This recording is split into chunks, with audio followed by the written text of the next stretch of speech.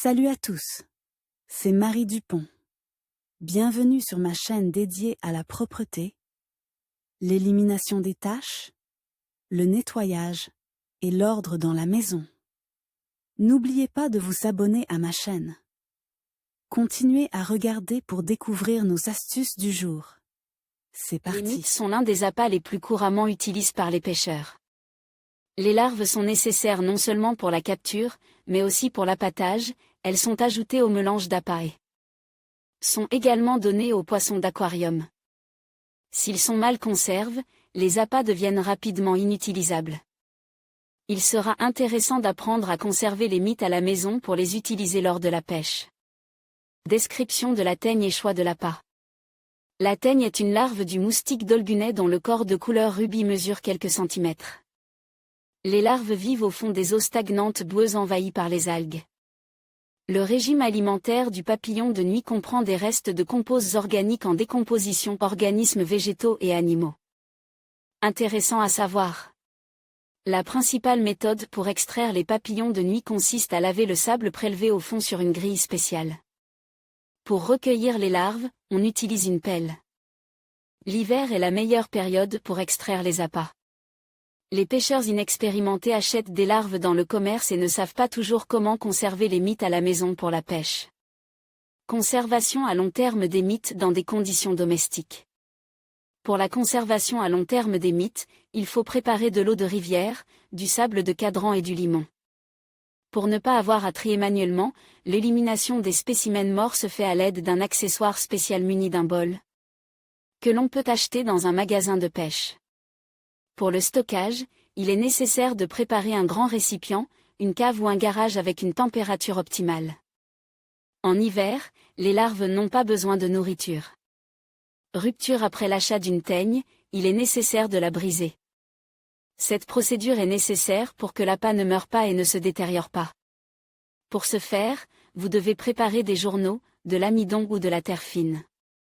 Briser l'appât. Instruction pas à pas. Sur une surface plane, il est nécessaire d'étaler des journaux. Disposez la mite alimentaire et nivelez-la de manière à ce que la couche ne dépasse pas 1 cm de hauteur. Saupoudrez d'amidon ou de terre. Si la mite est active, elle se mélangera à la décomposition. Si l'appât n'est pas actif, il faut le remuer doucement avec les mains. En raison de l'amidon ou de la terre qui adhère aux larves, celles-ci sont séparées les unes des autres. Il est nécessaire d'attendre que toutes les larves soient séparées afin que les larves mortes ne puissent pas infecter les larves vivantes.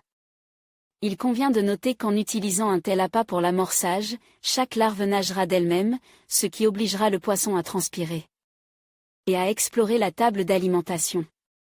Lorsque la procédure est terminée, vous devez diviser l'appât en portions et placer chaque portion sur du papier plié en plusieurs couches. Les couches inférieures doivent être humidifiées à l'aide d'un pulvérisateur et la couche supérieure doit être laissée sèche. La couche de mites dans le papier est de 3 à 5 mm. Il faut ensuite plier l'enveloppe, la rouler et la placer sur l'étagère inférieure du réfrigérateur. La durée de conservation est de 1 à 1,5 mois. La décomposition permet de gagner du temps, car avant chaque sortie de pêche, il n'est pas nécessaire de courir aux marches pour acheter des appâts. Conditions optimales de température et d'humidité. La température et l'humidité doivent être proches de l'habitat naturel des larves. La femelle du moustique dolgunet pond ses œufs au printemps. Les papillons de nuit émergent en été. En hiver, les larves s'enfouissent dans la vase et y restent jusqu'au printemps. Il y a d'abord la nymphose, puis la transformation en adulte. Il s'ensuit que les larves aiment l'hiver et qu'il est donc important de maintenir le régime de température à 0 à plus 5 degrés Celsius pendant le stockage. Les fluctuations brusques de température ne doivent pas être autorisées. Les fluctuations peuvent avoir un effet négatif sur l'activité vitale des spécimens. Par conséquent, si la pêche n'a pas réussi à épuiser complètement l'appât, les papillons ne doivent pas être placés dans un récipient commun. Pour les larves, des températures prolongées supérieures à 10 degrés C sont destructrices.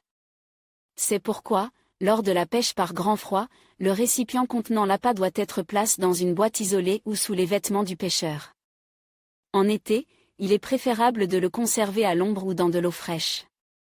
Pour une meilleure conservation des mites à la maison, il est préférable d'utiliser une cave ou un réfrigérateur. Recommandation: la méthode de conservation humide est la plus idéale, car l'eau est leur mode de vie habituel.